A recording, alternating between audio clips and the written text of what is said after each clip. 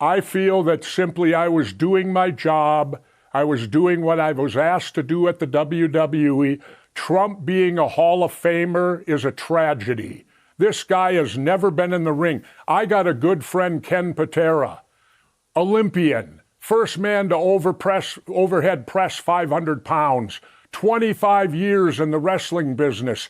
Kenny Patera is not in the Hall of Fame. Donald Trump does not belong in the Wrestling Hall of Fame. He never earned it. You know what I had to do to get in the Pro Wrestling Hall of Fame? At one point in my career, I wrestled 63 consecutive nights in a row. That's how you get in the Hall of Fame. When I was referring to putting a wrestler in the White House, I was talking about me, not him. Really? That was a bit ambiguous. Absolutely. I was the former governor of Minnesota. I'm the only real former wrestler. I don't include him. He's only in the Hall of Fame because he stopped an investigation against Vince McMahon, a sexual stuff. I tried to retire, but unfortunately, they sent the Gestapo to my high school and they hit it with chemical weapons, which are a war crime. And that brought me back out of retirement to stand up against the war criminal in the White House. Wow. Well, that sounds suitably dramatic. Well, that's the way it happened. I mean, I was retired. I hadn't watched the news since the last election. My son said, "You're way better, Dad. You're not tense anymore. Keep it up." And then lo and behold, these ICE characters, I call them the Gestapo, and I think I can do that. And let me get something straight right now, Piers, so people know where I'm coming from. My Uncle Emil fought in World War I. My parents both fought in World War II. My father had 6 bronze battle stars in Europe. My mother was a nurse in North Africa, which predated Normandy, fighting Rommel, the Desert Fox, the greatest German general. Both my parents were World War II veterans. My brother and I are both Vietnam veterans and member of the Navy UDT SEAL. We both did 2 tours to Southeast Asia. So everyone in my family is a war veteran. I wanted to get that out right now so it'll help with the things that I'm going to say to you in the moments to come. Well, here's how I feel about it. There's a simple thing as a leader. And you know this, having been in the military. Trump wouldn't know it because he's a draft-dodging coward. But anyway, it's this. A war is justified if you're willing to send your kids. Because how can you send somebody else's kids to a war if you won't send your own? So I'm calling right now for Barron Trump, Donald Trump's son. You know, after all, he's had 3 wives, he's had kids by each wife, and nobody's ever served in the military. To my knowledge, a Trump in the last 100 years has never done military service. Well, Barron, you can change that. Enlist in the United States military right now. Do something your father didn't have the courage to do. Do something your father didn't have the patriotism to do. I want to see a Trump in the military. Everybody in my family has served, so I think I can say that with all due confidence. Come on, Trumps.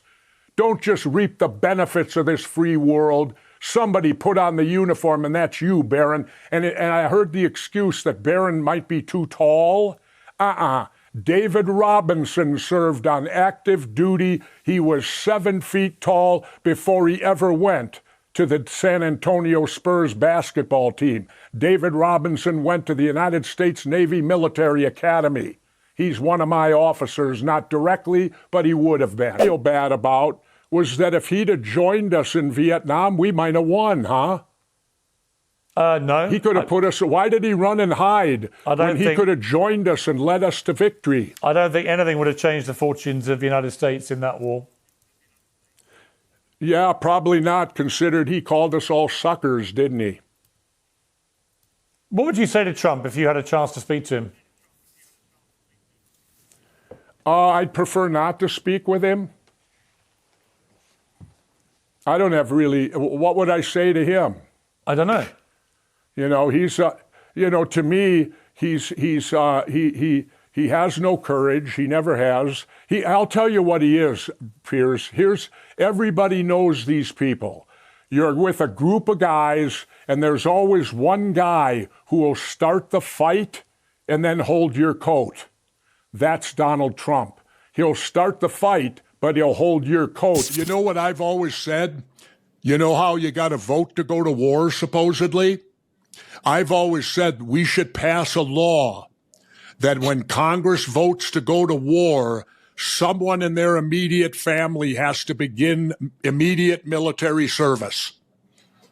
If they vote yes to go to war, then someone in their family, because I'm sick and tired of the Vietnam stuff. It's not just Jesse Ventura who wants to see Barron Trump drafted into the military. You can miss me with that bullshit. If I get drafted into a war with Iran because this big-bellied orange bitch decided to start a war with them, you can send my ass straight to prison. I'm not going. I will be draft dodging just like our president did. Motherfucker got drafted 5 times and didn't go to war once. And honestly, the only way you would ever catch me out on that battlefield is if that pot-belly pig was on the front lines. Like, I'm not joking. Former South Park writer Toby Morton created a website called draftbarontrump.com. And at the top, it says the following. America is strong because its leaders are strong. President Trump proves that every day. Naturally, his son Barron is more than ready to defend the country his father so boldly commands. Service is honor, strength is inherited. Dog bless America. Out of all the promises that Donald Trump has broken from his 2024 campaign and really his whole political career,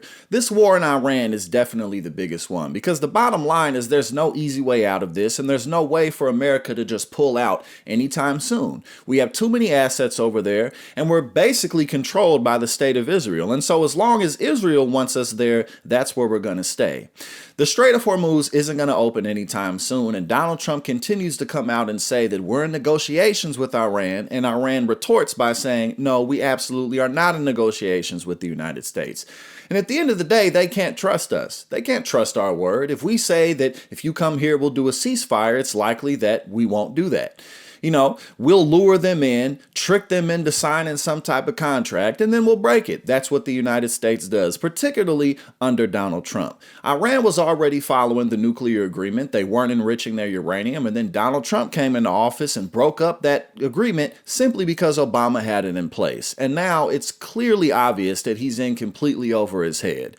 So the fact that we're even talking about a draft is a clear sign that this is spiraling out of control. And like Jesse says, and like everybody's suggesting, if anybody has to get drafted, why not send your own people? If we're going to send boots on the ground, why can't Israel do that? Why do we have to sacrifice our lives for this Axis of Epstein war? Hello everybody, David Schuster here. Thanks for watching. If you found this reporting and commentary valuable, do us a favor and tap the like button. For more content like this, hit the subscribe button and ring the bell. That way you'll be notified on your YouTube homepage when we drop a new video. If you are tired of corporate spin and want honest, people-focused news, click the join button below and be part of the fight for a better future. We wouldn't be here without your support. Stay informed, stay engaged, and thanks again for joining us.